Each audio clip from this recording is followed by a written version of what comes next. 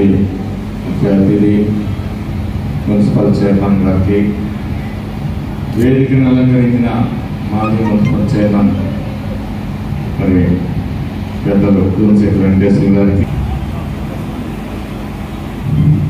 ముఖ్యంగా మొట్టమొదట వ్యాఖ్యాత రాజు గారు అన్నారు, ఈ గెలుపు నాదని. ఈ గెలుపు నాది కాదు, తిరగబడ్డ ప్రజలది, దగాపడ్డ ప్రజలది, అణిచివేతలకు గురైపడ్డ ప్రజలది, దోపిడీకి గురైన ప్రజలది. సృష్టిలో నేను చాలా సందర్భాల్లో చెప్పాను, సృష్టిలో ప్రతి జీవి స్వేచ్ఛ కోరుకుంటుంది. మరి పల్నాడు పౌరుషాల గడ్డ గత కొంతకాలంగా బానిస సంఖ్యలలో కట్టివేయబడి స్వేచ్ఛ కోసం ప్రజలు పరితపించి ఒక నాయకుడు మాకు అండగా వచ్చాడని చెప్పేసి మీ అందరూ ఒకటి,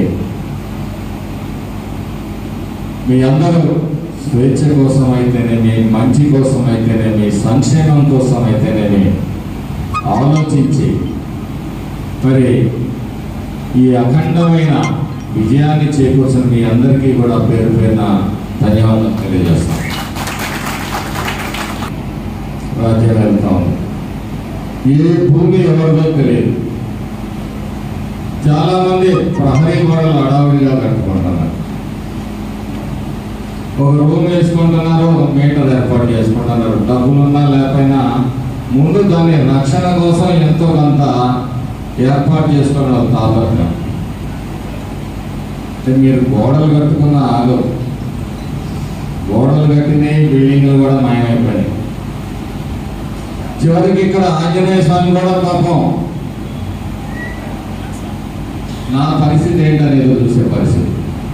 ఆంజనేయ స్వామి మాన్యాలు కబ్జా గురి కాబట్టి 3-4 ఫోన్లు వస్తాయి, ఈయన భూమి సంగతి చూడండి సార్, ఈయన భూమి సంగతి చూడండి సార్ అని చెప్పేసి నాకు ఫోన్లు చేస్తా ఉంటే ఇక్కడ ఒక ప్రత్యేకమైన విభాగాన్ని ఏర్పాటు చేసి ఈ భూముల సమస్యలు చూస్తుంటే 100,000 దాటిపోయినాయండి. ఇక్కడ మాచర్ల నియోజకవర్గంలో ఒకటిగా చూసే పరిస్థితి లేదు.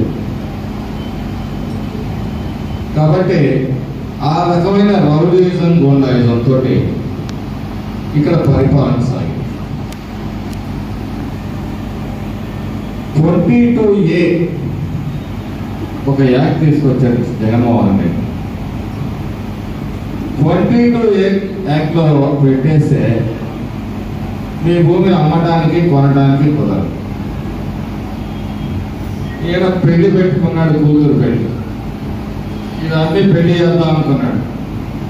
22Aలో తప్పై నీ భూమి నువ్వు అమ్మటానికి లేదంటారు. ఒక ఆయన వస్తాడు, ఈ ఎమ్మెల్యే గారి తరఫున ఒక ఆయన వస్తాడు, ఎట్టగట్ట నేను సరి చేసుకుంటాను, ఇది ₹1,00,00,000 కదా, 40 లక్షలకి ఇవ్వమంటాడు.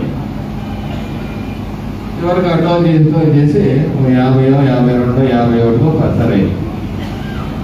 మరుసటి రోజు నేను రిజిస్ట్రేషన్ చేయగానే మరి అది ఎట్లా రిజిస్టర్ అయిందో అర్థం కాదు.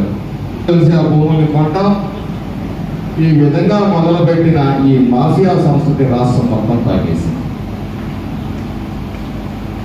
ఆస్తులకు రక్షణ లేదు, ఆడబిడ్డలకు రక్షణ లేదు. చెప్పారు, నిన్ననే చూస్తా ఉన్నారు, ముంబై సినీ నటి సరే రాజ్యాంగ పదవుల్లో ఉన్న వ్యక్తులు, ప్రభుత్వ ఉన్నతాధికారులు ఏ విధంగా చేస్తా ఉన్నారు. ఏడుస్తూ టీవీలో చేస్తుంటే గుండెలు కరిగిపోయి సన్నివేశాలు. ఒక తప్పుడు కేసు పెట్టి ముంబై నుంచి ఇక్కడికి తీసుకొని వచ్చి ఏ విధంగా హింసించారు. ఈరోజు జగన్మోహన్ రెడ్డి మాట్లాడుతూ ఉన్నాడు, ఇక్కడ ఏదో అరాచకాలు జరుగుతున్నాయి, అన్యాయాలు జరిగిపోతాయని. మీరు అప్పచెప్పిన బాధ్యత ఆ రోజేమో అతని మీద పోరాటం, ఈ రోజేమో నేను స్వపక్షంలో పోరాడాల్సిన పరిస్థితి వస్తాం. ఎందుకంటే సమాజాన్ని కలుషితం చేశారు. ప్రతి ఒక్కళ్ళు కూడా ఏదో ఒకటి చేయాలని, వాళ్ళు యూత్ మార్గంలో నడవాలంటే వీళ్ళని అందరినీ సమర్థించుకోవడం కూడా కొంతమందిని నాకు చాలా తలకు మించిన భారంగానే ఉంది.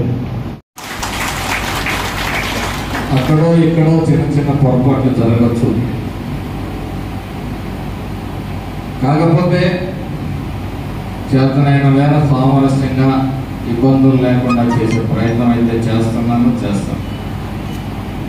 మీ అందరికీ రక్షణ, మీ ఆస్తులకి రక్షణ, మీ హక్కులకి రక్షణ కల్పించే ప్రయత్నం తప్పకుండా జరుగుతుంది.